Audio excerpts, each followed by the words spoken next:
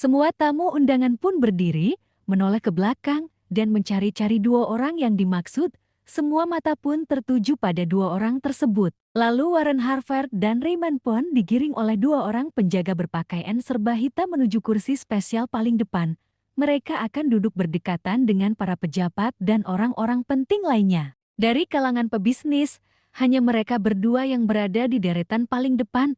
Selain karena spesial, tentu bakal ada kejutan buat keluarga terkaya di Cemisland itu. Sebelum duduk, mereka berdua bertepuk tangan dan memutar badan seraya mengerling ke semua penjuru, menebarkan pesona Harvard yang layak mendapat sanjungan dari siapapun. Tidak lama kemudian dua orang yang membawa rangkaian bunga sepanjang 1 meter, dan dua orang lainnya membawa kado-kado yang cukup besar. Semua persembahan dari keluarga Harvard untuk kedua pengantin. Kami mengucapkan banyak terima kasih kepada Tuan Warren Harvard dan putranya, ujar Derek dengan senyuman tak lepas dari bibirnya. Cuma hadiah dari keluarga Harvard yang sengaja diletakkan di atas panggung.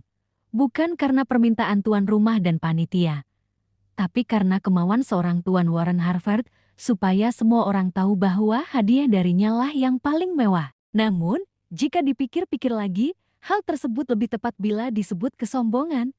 Tuan Warren sengaja memamerkan hadiahnya di hadapan tuan rumah dan para undangan. Kala ini, dia menggagahkan diri dengan menyilangkan tangan di dada. Wajahnya jauh lebih angkuh daripada Raymond. Meskipun baru berumur 50-an, wajahnya tampak lebih tua dari umurnya. Bisa jadi karena tampang antagonis yang hobi merendahkan orang tersebutlah penyebabnya. Alasan lain mungkin karena sering marah-marah dan kurang selera humor. Tuan Warren berwajah seperti orang Inggris dengan rambut pirang, warna kulit wajahnya putih kemerahan, terdapat gurata, dan flek. Walaupun tersenyum, dia tetap tampak sangar. Jika marah, jauh lebih menyeramkan. Di antara kebanyakan orang yang memandang kagum, tidak seperti halnya Marvin Rath, dia malah memandang kritis kepada Tuan Warren Harvard. Dia berbisik kepada istrinya, kalau terlalu sering memikirkan duit, efek penuaan akan lebih cepat bereaksi. Jennifer menyunggingkan senyum. Aku rasa Raymond pun bakal mengikuti jejak bapaknya. Akibat sop garang. Dari dulu mereka tidak bisa menghilangkan sifat sombong mereka dimanapun, umpat Marvin mendengus. Rencananya, Russell akan memberi kejutan kepada mereka pada hari ini. Kejutan tersebut sebenarnya atas dasar ide dari Marvin sendiri.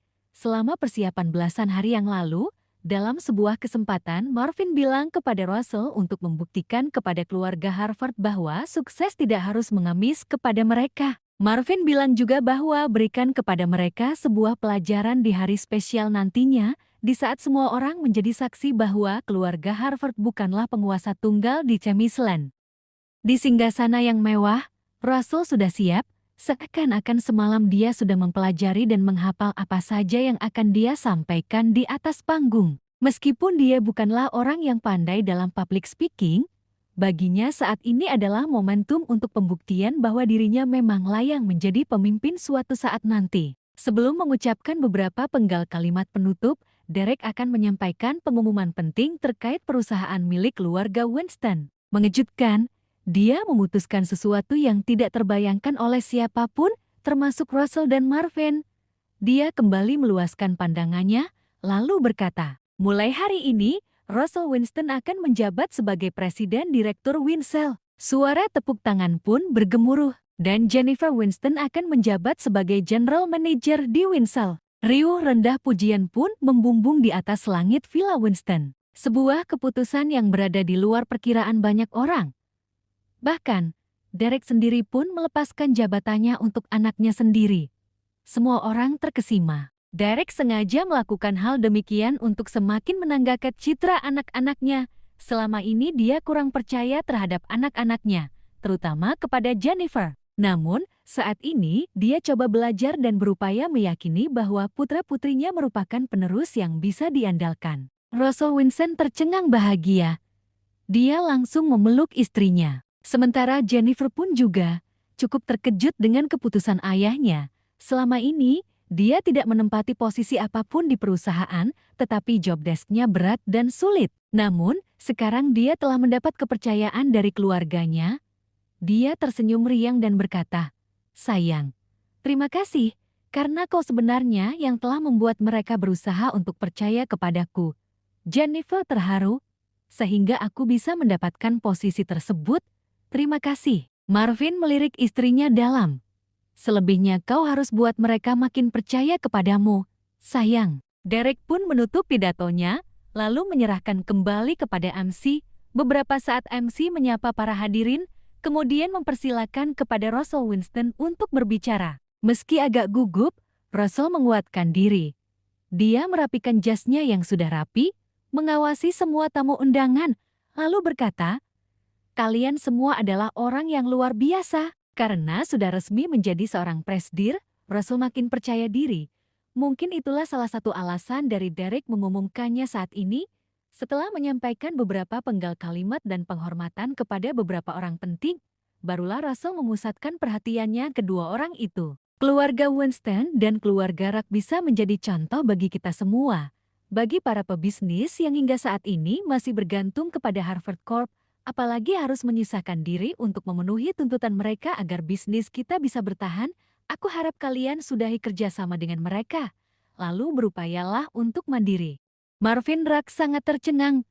Dia tidak menyangka kalau Russell punya bakat hebat bicara di depan umum, dan Marvin mengakui bahwa iparnya itu lebih berani daripadanya. Jika tempo lalu Marvin menyudutkan Raymond saja di hadapan keluarga Winston, sekarang Russell berani melakukannya di hadapan orang-orang besar, sungguh mencengangkan. Russell meluaskan pandangannya dan berkata, "Raymond Harvard pernah melecehkan adik perempuanku yang sudah punya suami dengan memberikannya bunga mawar $100 dan cincin seharga $50.000. Semua tamu terbelalak heran. Keluarga Winston dan keluarga Rack tidak sepelit itu. Aku memberikan kepada istriku bunga Glory seharga $100.000 dan cincin berlian seharga $200.000. Dan kalian harus tahu bahwa iparku bernama Marvin Rack, suami dari Jennifer Winston, sangat royal. Dia memberikan kepada istrinya bunga Glory seharga $500.000 dan Red Diamond." Semua orang makin tercengang. Apa yang sudah dibicarakan Russell di hari istimewanya? Setelah keluarga Winston dan keluarga Rack memutuskan hubungan kerjasama dengan keluarga Harvard, bisnis kami lancar jaya. Jika kalian ingin seperti kami, lepaskanlah bisnis kalian dari pengaruh keluarga Harvard. Tidak terima nama besar Harvard dilecehkan, Raymond berdiri dan menjerit, "Kau sudah gila, Russell.